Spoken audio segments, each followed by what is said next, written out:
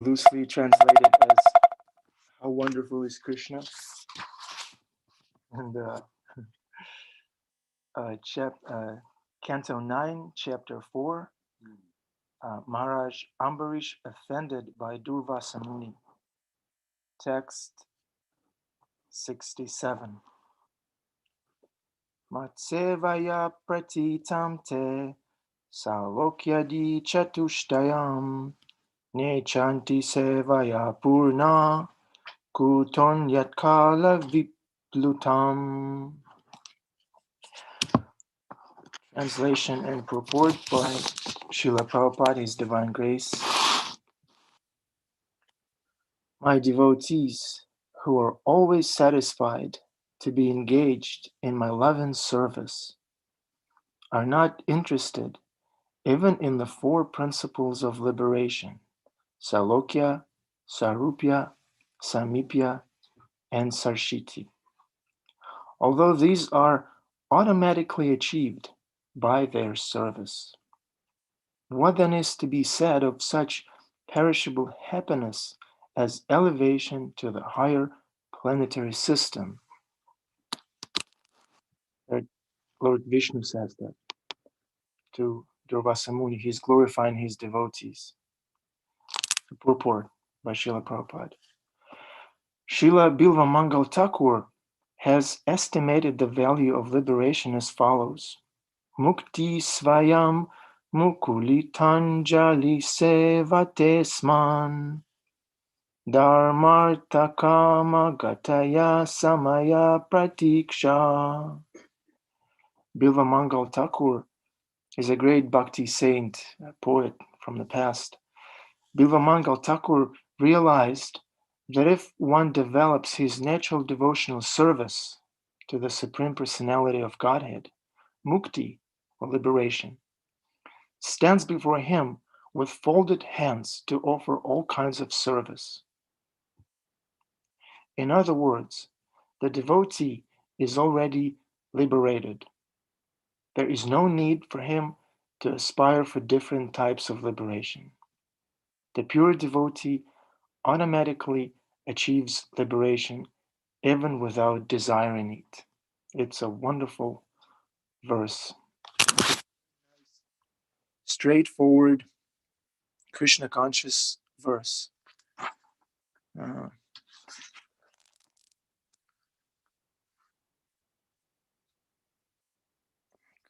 Recording paused. I'm not sure, Daniel Prabhu, if that's how it should be. Okay. Om Ajnanatimirandasya Gyananjala Shalakaya Chakshurun Militam Yenai Tasmai Shri Guruve Namaha. I was born in the darkness of ignorance, but my spiritual master is opening my eyes with the torchlight of knowledge. I offer my respectful obeisances unto him again and again. Nama Om Vishnu Padaya Krishna Pristaya Bhutale Srimati Bhaktivedanta Swaminiti Namine. Namaste Saraswati Devi Gauravani Pracharine Nirvishesha Shunyavadi Paschatya Deshatarine. Shri Krishna Chaitanya Prabhu Nityananda Shri Advaita Gadadhar Shivas Adi Gaura Bhaktavrinda. Hare Krishna, Krishna Krishna, Hare Hare, Hare Rama, Rama Rama, Hare Hare. I beg your blessings so I can speak something beneficial in line with Guru, Sadhu, and Shastra, in line with Srila Prabhupada's teachings. And please feel free to contribute to this class. We want it to be interactive. So just a quick recap. This is Lord Vishnu himself speaking to Durvasa Muni. And Durvasa Muni had come to Vishnu for protection from the reaction for the offense that he made towards a great devotee, Maharaj Ambarish. And Lord Vishnu is telling him, he's telling Durvasa Muni, he says, look, I can't help. I'm controlled by the selfless devotional service of my devotees. I'm controlled by that. I'm controlled by love. I can't help you. And Vishnu glorifies devotional service. And in this particular verse, Lord Vishnu says that devotees are satisfied. Very important word, satisfied by their devotional service. And liberation, mukti, which is a very high aspiration for mystic yogis, for materialistic people. They want to get liberated from the pangs of this material existence. But for a devotee who is satisfied by his devotional service, this mukti, this liberation is nothing. Srila Bilvamangal Thakur describes in his beautiful poetry that for a devotee, such liberation stands before him with folded hands, ready to render all kinds of service. So in this way, Lord Vishnu puts devotional service in perspective, that even liberation, which is aspired by so many schools of thought, schools of philosophy and followers, it's nothing for a devotee. It's not a desirable goal for the devotee. And this conversation between Durvasa Muni and Lord Vishnu is being retold by a naked teenage sage, Shukadev Goswami, who had been a liberated soul already in an impersonal way. Yet he got attracted to the pastimes of Krishna and he became a bhakti yogi, he became a devotee.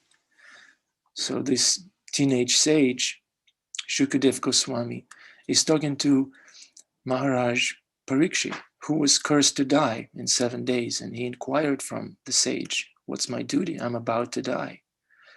And the sage told him, your duty is to hear Srimad Bhagavatam, is to glorify Krishna. And the reason why Shukadev Goswami, the teenage sage, is telling this story is because he was asked by Maharaj Parikshit. The question was, how come Maharaj Ambarish got away with the curse that was casted by a Brahmana, by Durvasa Muni? Maharaj Parikshit was himself cursed to die, and his inquiry was, I am about to die, I have this curse, I chose not to counteract it, but this person, Ambarish, he got away, he was saved from this curse. How did that happen? And Shukadev Goswami is retelling the story of Maharaj Ambarish, how he was cursed by Durvasa Muni basically for nothing, for drinking water, which may not necessarily, it doesn't have to be considered eating. It can be considered not eating also, as well as eating. So he didn't really do anything wrong. He didn't really deserve that curse. But he was cursed by Durvasa Muni and he was saved from it. And Maharaj Parikshit, who was in the same shoes, so to say, he asked Shukadev Goswami, how come he was saved? And this story is being retold, this conversation between Lord Vishnu and Durvasa Muni. We're at this point. So this was a quick recap. And I really how straightforward this verse is. I don't even have to bring anything home to Krishna. It's right there. My devotees, who are always satisfied to be engaged in my love and service, are not interested even in the 4 principles of liberation. Although these are automatically achieved by their service. This verse is so wonderful, it has everything. We have to be devotees. We have to develop this. We have to serve Krishna favorably, humbly, selflessly. This is what a devotee means. We don't want any returns. We don't want nothing in return. This is a devotee. And it says here, devotees are always satisfied. Always satisfied. It brings a satisfaction to the self. Now, does anybody, can anybody tell me this verse that is communicating the same message, how devotional service brings satisfaction to the self? Does anybody know the verse I'm thinking about? Mukti Bhukti Siddhi Kama. Mukti Bhukti Siddhi Kama. Can you give the translation? Yeah. The person who's desiring sense gratification, or liberation, or mystic powers will never become peaceful. Krishna Bhakti Naishkama Ateva Shanti. But a devotee of Krishna will find satisfaction. Yes, that's a good verse. It's not exactly the verse I'm thinking of. Maybe we have somebody in the audience. Kama Sarva Kama. That one? No, It says how devotional service satisfies the self. What's that verse? Yes. Hold on. Somebody here. I heard some noise. All right. Yeah.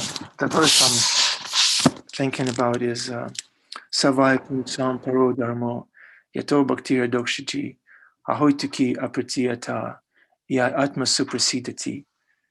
The supreme occupational duty for the humanity at large is that by which one can attain pure devotional service unto the transcendent Lord.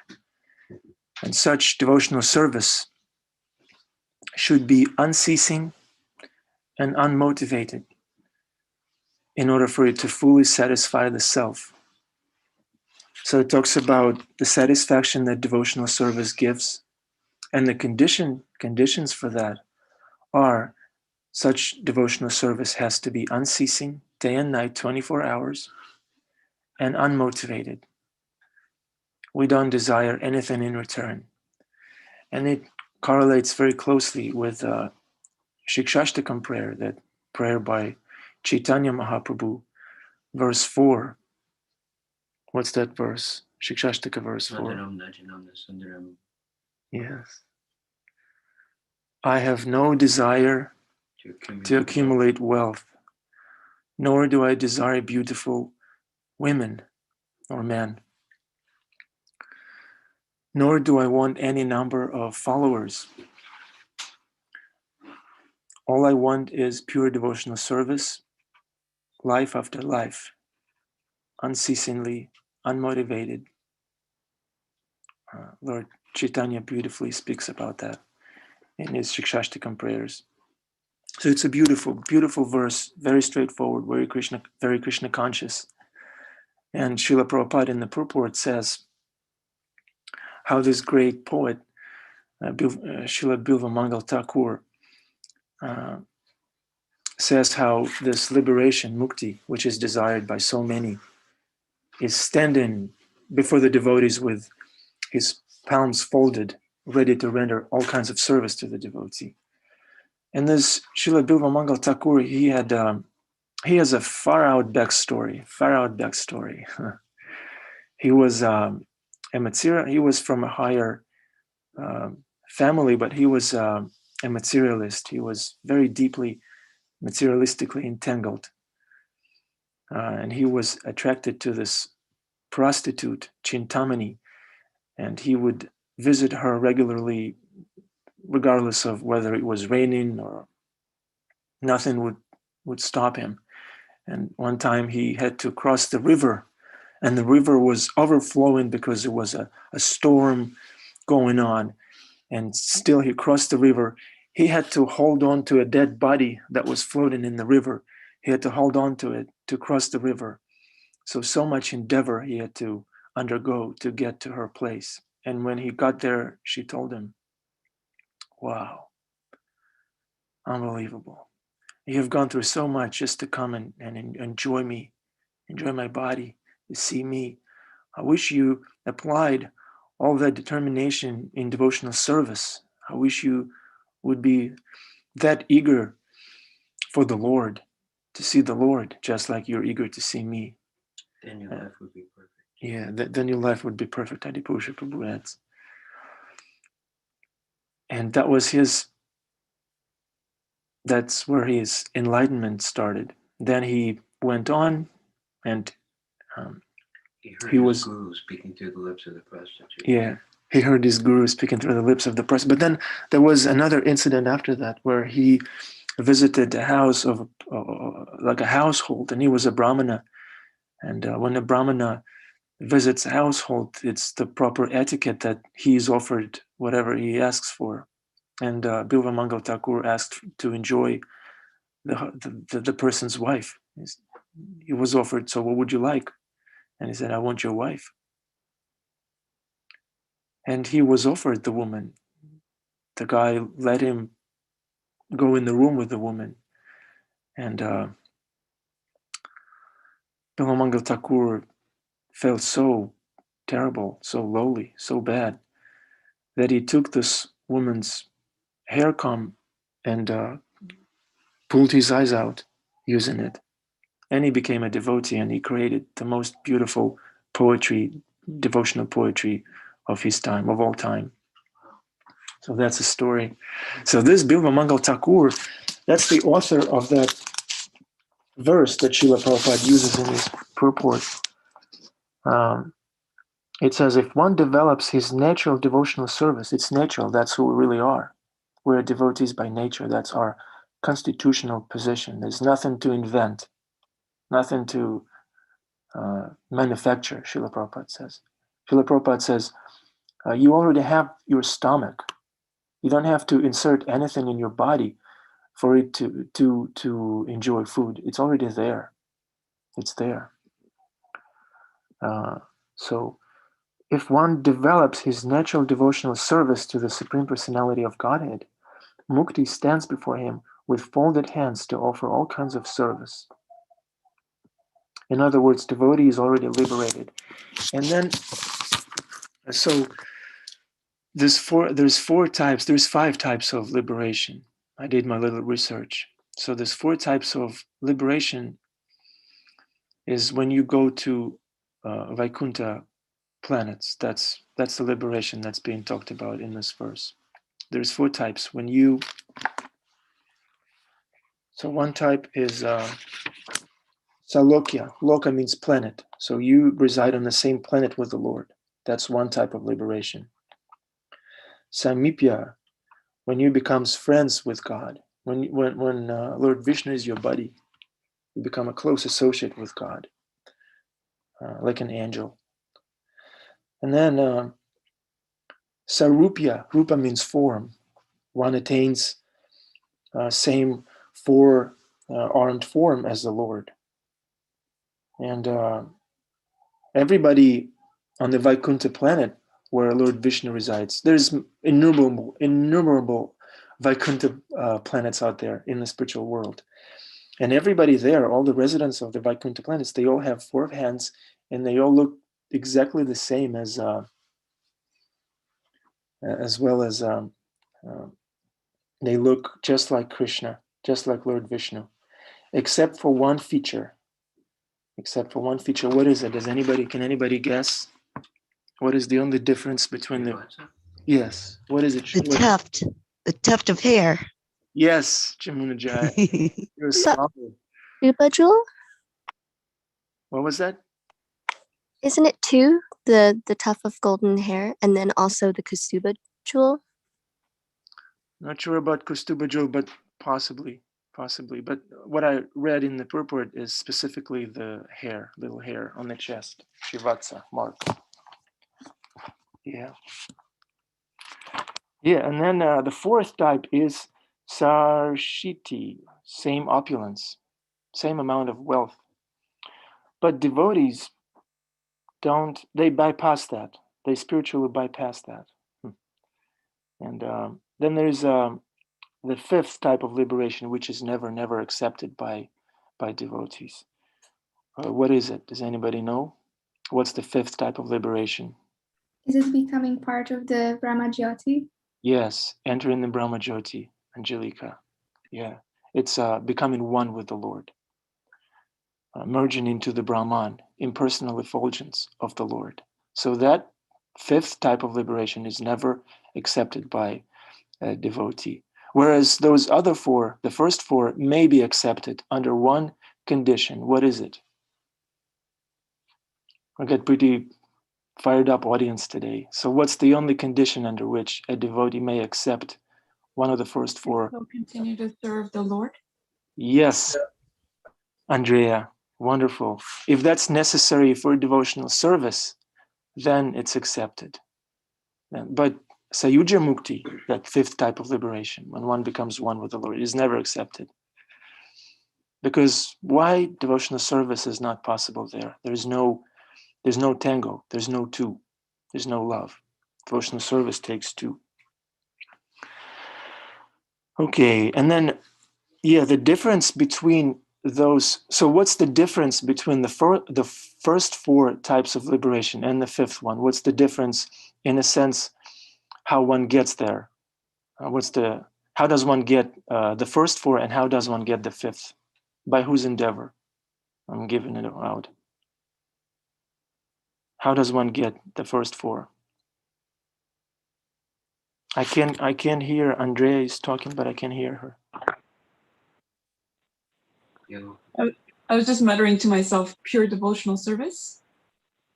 By pure devotional service, one attains the fourth. It's close. It's close. And Sayuja, how does one attain Sayuja? By what means? As opposed to? It's the they reach Sayuja Mukti through, for example, Gyan Yoga, Dhyan Yoga, those processes. Yeah, very, very rigid process. So I see this telephone here. Is that Gail? Yeah. Hi, Krishna Prabhu. Yeah, I was basically going to say the same thing. Mm-hmm. Same thing. Yeah, by this very rigid, austere process. In other words, by their own endeavor. Whereas this first four are offered by the Lord. It's God's mercy. So that's the mentality of the devotee. We don't want to get there on our own endeavor. We want to get there by mercy, by taking advantage of Krishna's mercy, and by doing our part. But that's not the ultimate reason. But that's not the ultimate.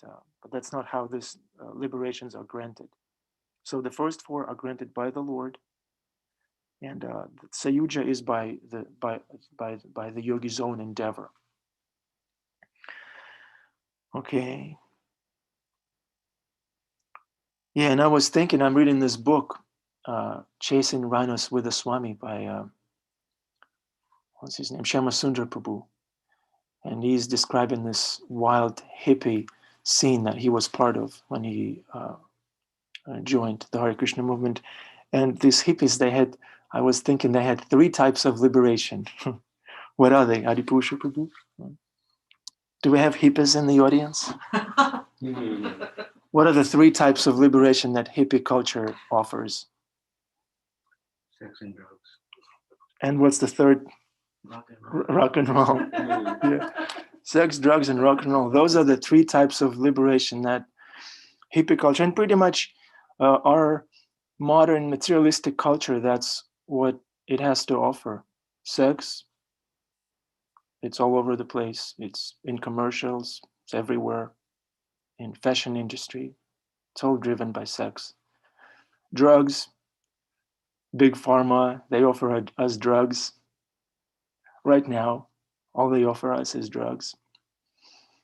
And rock and roll, some entertainment. And entertainment, what does it mean? Entertain me. I'm bored. Entertain me, make me forget my own self. Let me forget how miserable, how empty my life is.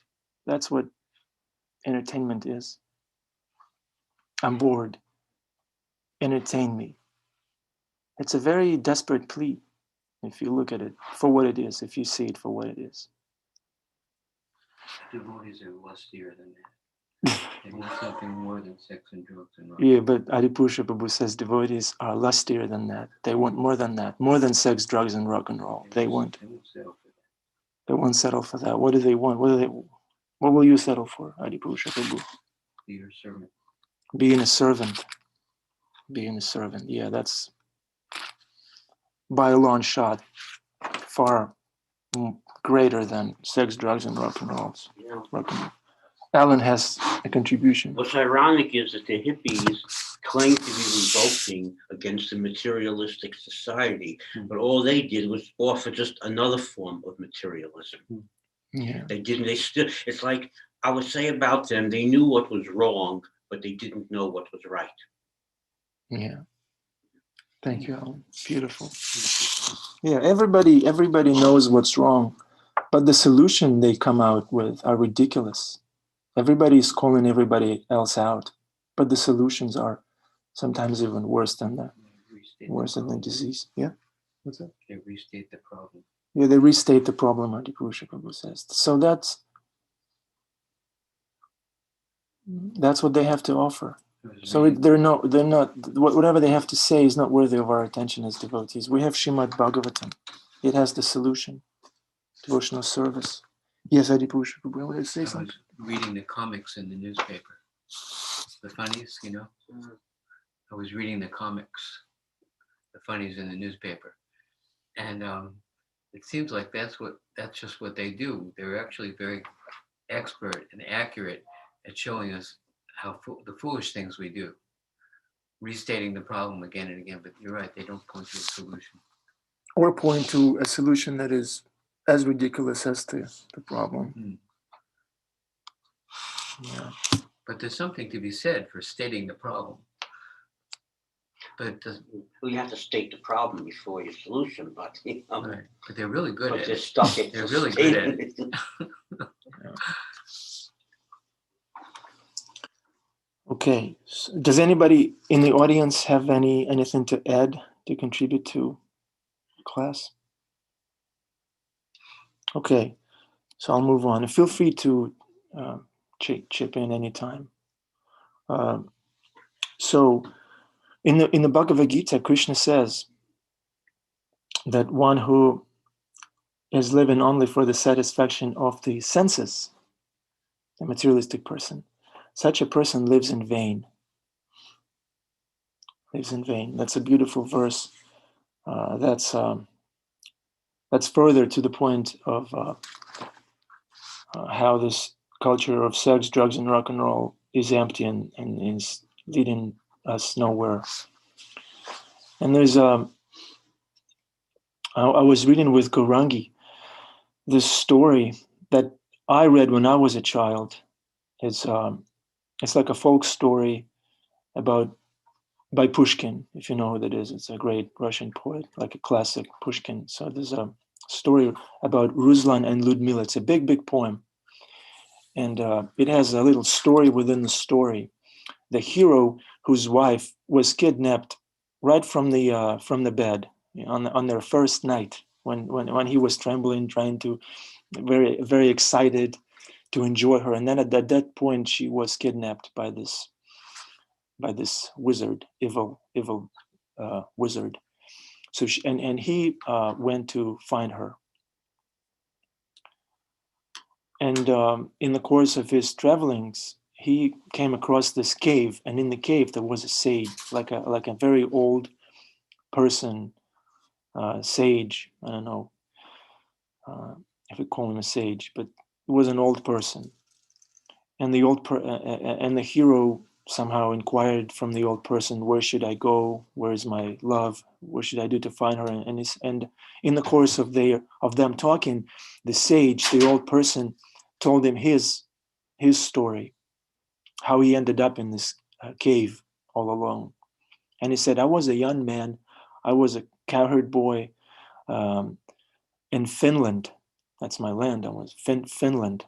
I was a Finnish person. And I fell in love with this girl. I saw her bathing on the bank of the river. She was undressed, and I fell in love. But she rejected me. She said, 'Who do you think you are? Who do you think you are?'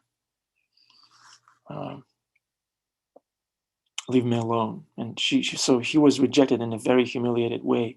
So, and he decided, okay, I'm going to conquer her heart by deeds. And he joined the army, this Nordic, I don't know, Norman something. He joined the army, and he went to foreign lands.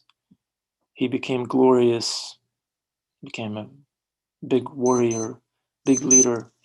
And he came back, I think it took him 20 years or something. So he came back with all kinds of trophies and presents, and he found her and presented all these trophies to her. And she said, I'm not impressed. I'm not impressed.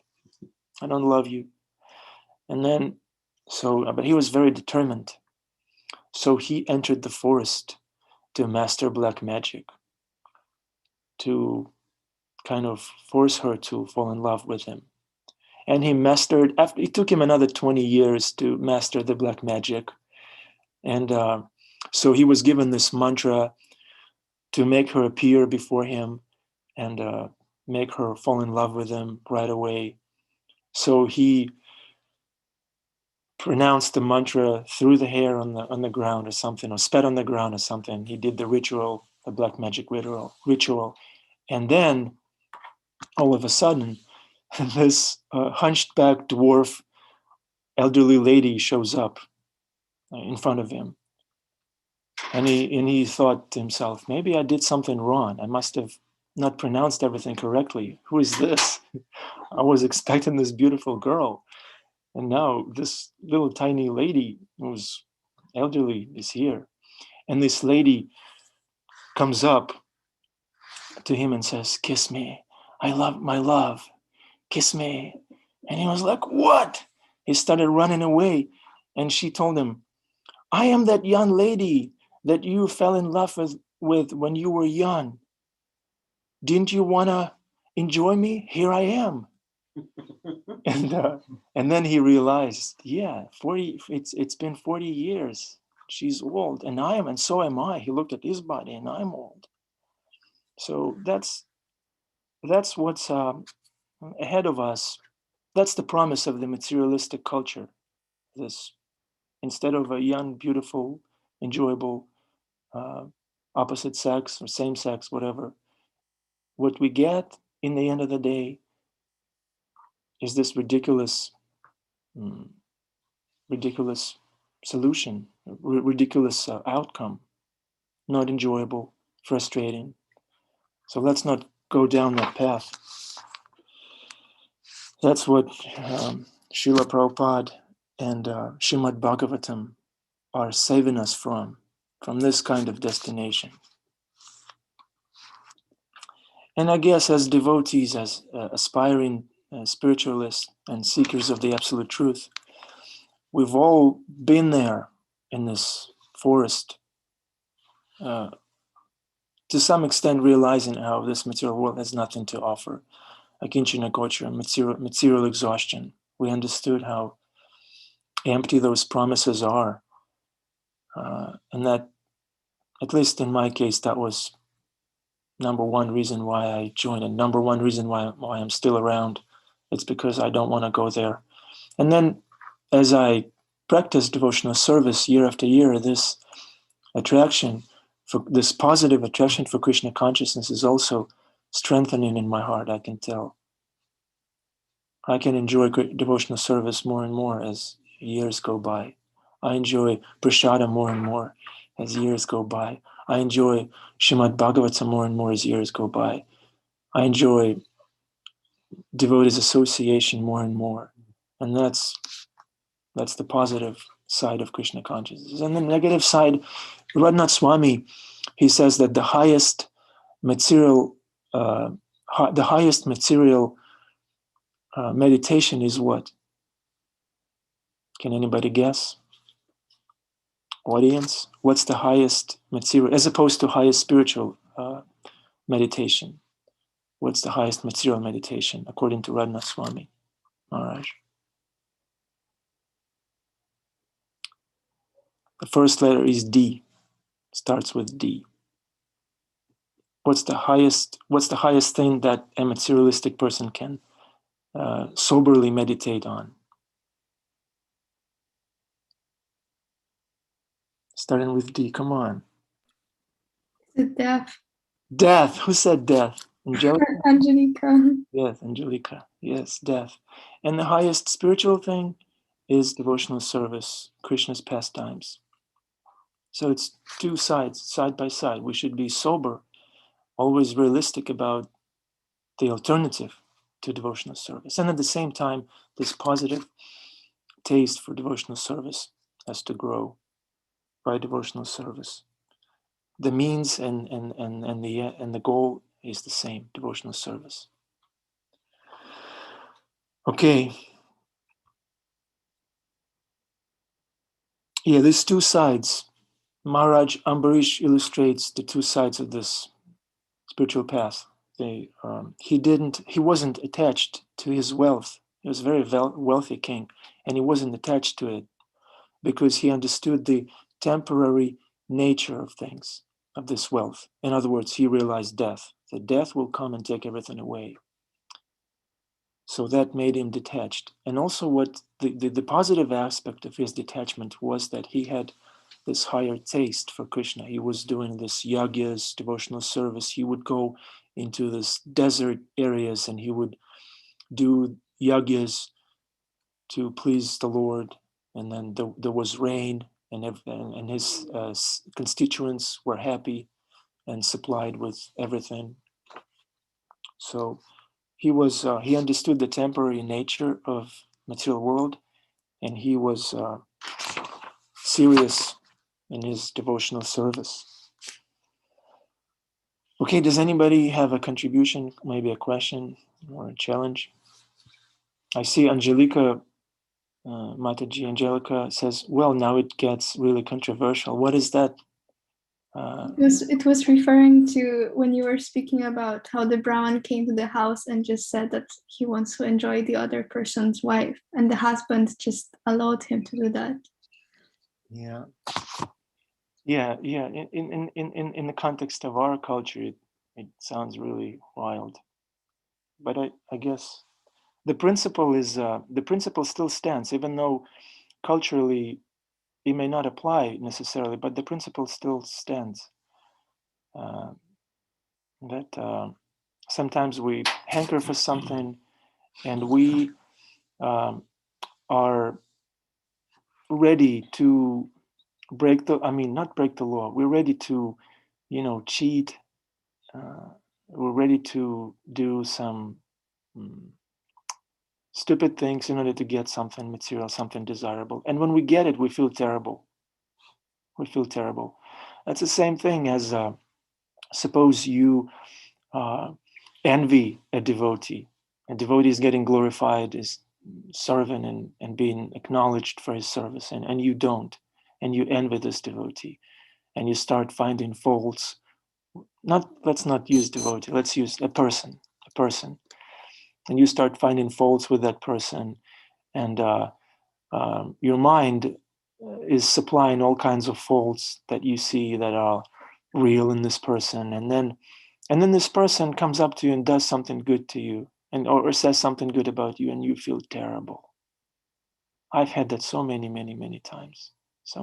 I thought lowly about a person, or badly, or judgmental about a person, and then this person would treat me nicely, say something nice about me, glorifying me, and then here my ego was being crushed.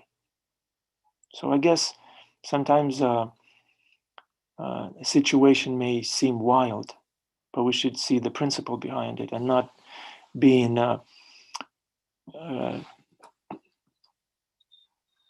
agitated by the external circumstances of the story. Because so many people we hear get turned off by some strong statements in Srimad Bhagavatam, some controversial statements in Prabhupada's purport. So, but we should consider those things in the context of the whole teaching. We should consider that the language that Srila Prabhupada used is not this context that exists today did not exist back then. So we shouldn't put things from when Srimad Bhagavatam was translated into modern day context. We have so many new concepts, so many new words, and when we try to put those words in Srimad Bhagavatam, then of course it may seem controversial. We should rather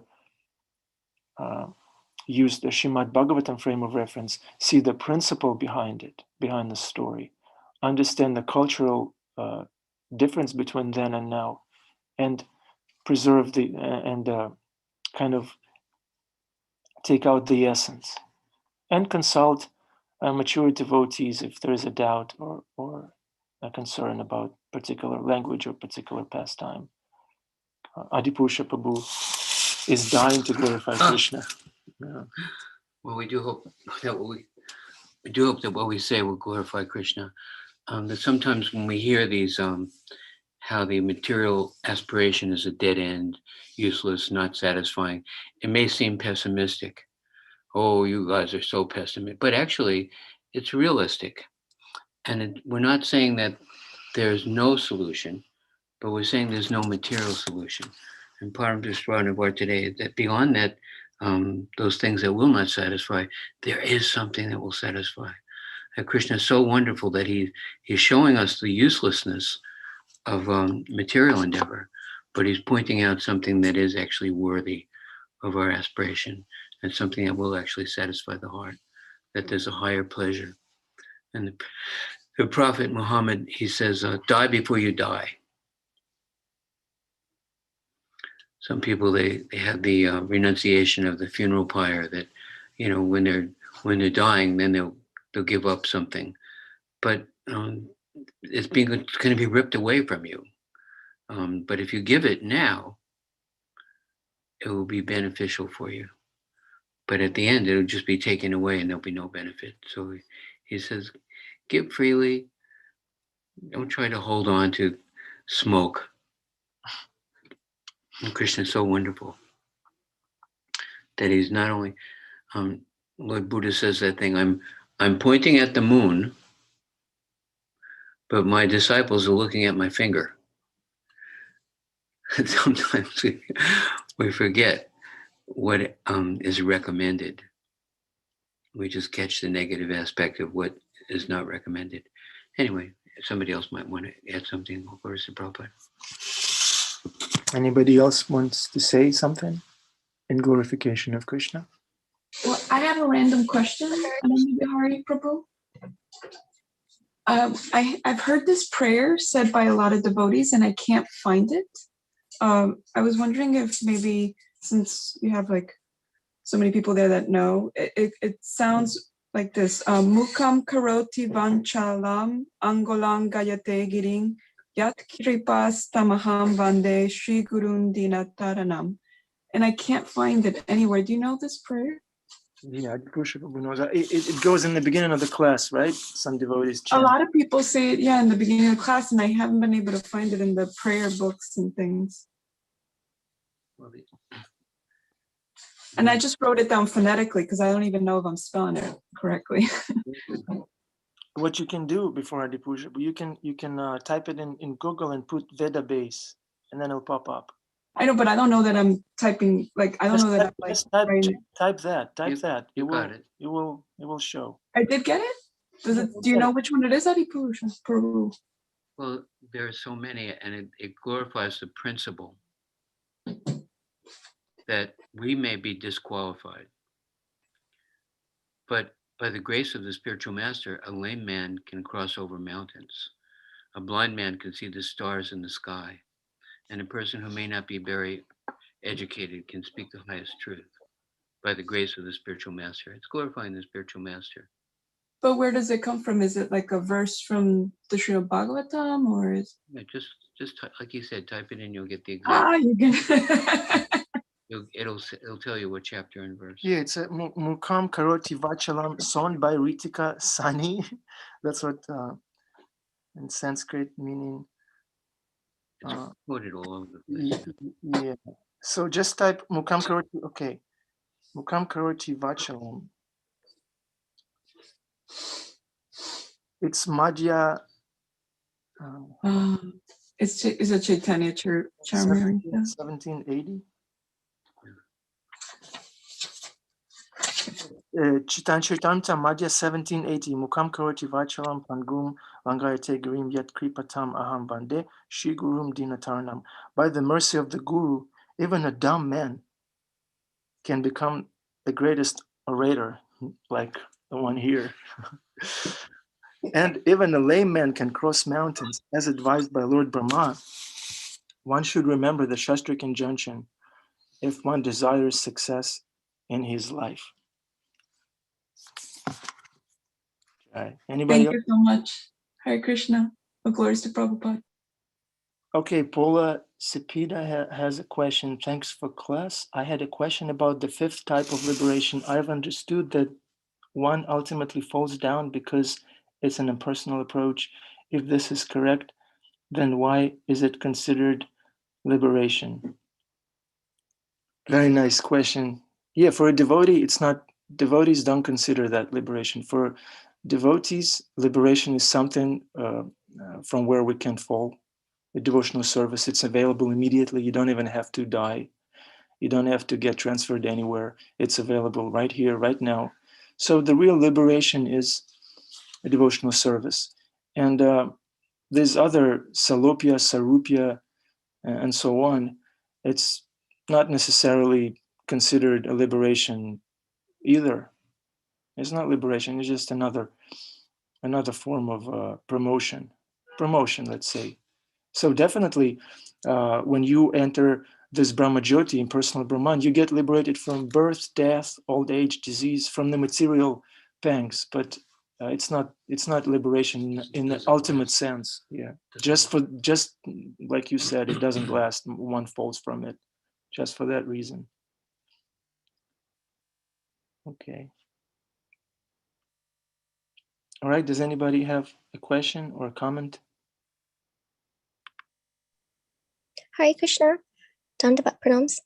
I guess since we are on this subject, I guess I just want to clarify, and perhaps when you said that the Sayuja Mukti requires one's own endeavor, did you mean it just requires more of it? Because in one sense, from my understanding, for anyone to reach liberation, they need Krishna's mercy. So any type of liberation, one needs kripa. And even to get to Brahmajyoti liberation, one also needs to practice bhakti. It might be indirect, but only bhakti is what will get you out of the material world. And there's a difference, say, Brahman realization, which is just, I am spirit, I'm not this body, but one could be encapsulated in a material body, just like Shukadev Goswami. And at that point, one can fall down if they stop their devotional service. But to even get out of this material world, to reach Brahmajyoti liberation, they have to perform devotional service. And any type of liberation needs the mercy of the Lord. So could you comment on that? Yeah, beautiful contribution, wonderful. Thank you very much, Athena. Yeah, the thing about impersonal liberation, that's what I read in Srila Prabhupada's purport. That's number one thing I want to say, that as opposed to the first four types, which are attained by mercy, the fifth is attained by one's own endeavor. And I heard the description about this impersonal. Impersonal means no bhakti. That's what impersonal means. Even though ultimately everything, even this impersonal thing, is coming from Krishna. Brahmajyoti is coming from Krishna. But for the discussion's sake, when we talk about impersonalism, it means no bhakti. Srila Prabhupada's mission is to destroy Shunyavadi, and impersonalism and voidism means no bhakti. No bhakti means no Krishna. And this is the liberation that's available for them, apparently, without necessarily being a bhakti yogi. They can, by their own rigid practice, impersonal practice, they can elevate their bodily airs and have the soul exit the body at a particular point in time through the top chakra, and then the soul enters this impersonal Brahman. And there's no Krishna, and in the impersonal Brahman, there's no relationship, and therefore, I guess there's no bhakti. What she's saying there is a tinge of bhakti because it's an aspect of Krishna. Yeah, as a byproduct, maybe. It's a tinge of bhakti because it's an aspect of Krishna. Ultimately, it's not the complete manifestation of Krishna, but even the Brahmano, Patisanam, the personal effulgence is the effulgence of Krishna. Yeah, that's right. Yeah, you're absolutely right. There's a tinge of bhakti there because it's an aspect of Krishna. But it's not a complete realization of Krishna. It's not the highest realization of the absolute truth. And it's definitely not the goal. It's. Could they hear that? Did you hear it? Could you hear that, Athena? Yes, thank you. Maybe you wanted to share something in this regard. Oh, myself? Oh, I'm repeating what I've learned from my various teachers. And I see actually Gausharam Prabhu is on this call if you wanted to add anything. He had mentioned it quite nicely in some of his Srimad Bhagavatam classes, but for me, it also was most clearly illustrated from Jaya Jagannath Prabhu, just kind of breaking down the different types of liberation. And ultimately, what we think even Jiva Mukta, which means one is liberated, but still in this material world, for example, Sukadeva Goswami, one can still fall from that. But one to get out of this material world completely, even to Brahmajyoti, they must have bhakti. And as Adipurusha Prabhu mentioned, it's maybe not the fullest, maybe it's indirect, but one needs to practice bhakti to get out of this material world into liberation. Was there another? And I'll leave it. I don't know if Gausharam Prabhu wants to add anything, but we need a scholar here. So what's the difference between bhakti and this impersonal practice? What's the difference then? Well, devotional service is practicing any of the 9 angas. And so some element, even from my understanding, is that there's some element of chanting, remembering the Lord. And so when the Gyani meditates or practices on Krishna, it's his impersonal aspect. But the Dhyan Yogi meditates on Paramatma in the heart, and that is still also Krishna. So one still needs to pair those practices, those austerities, with some of the angas of devotional service. It might be supporting it, but it's also there. So bhakti is necessary to reach any sort of liberation, other than Brahman realization. Actually, no. My understanding is that one still needs to practice devotional service to even reach Brahman realization, but one can fall down if he or she stops, or one stops that devotional service. So it's not a once I've reached this, I'm safe. One must still continue to practice it. I don't know if others, Gaurakrama Prabhu, Gausharam Prabhu, have any comments on that.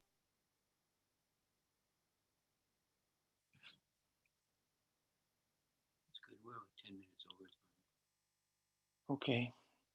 Thank you very much for coming. Sorry, my internet is very choppy here. Roshan, go ahead, Prabhu.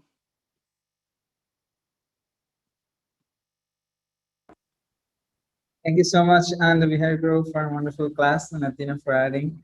Sorry, I'm in India and my internet is not very stable, so I'm not speaking anything. I'm just quietly observing. Thank you, Hare Krishna. Hare Krishna. Srimad Bhagavatam ki jai. Srila Prabhupada ki jai. Bihari Prabhu ki jai.